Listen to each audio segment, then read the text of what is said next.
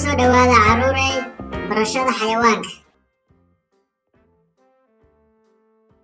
Bisad, daanyeer,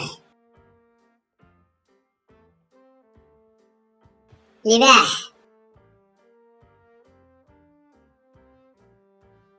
dhurwaa, dameer, faras,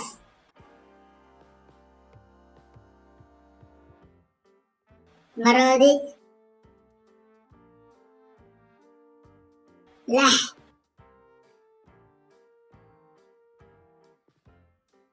ri, dawaco, yaxaas, shabeel, shimbir, shimbir libaax, diin, jiir,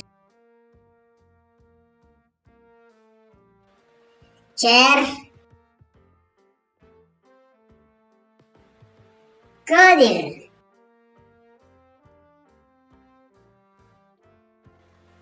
rati.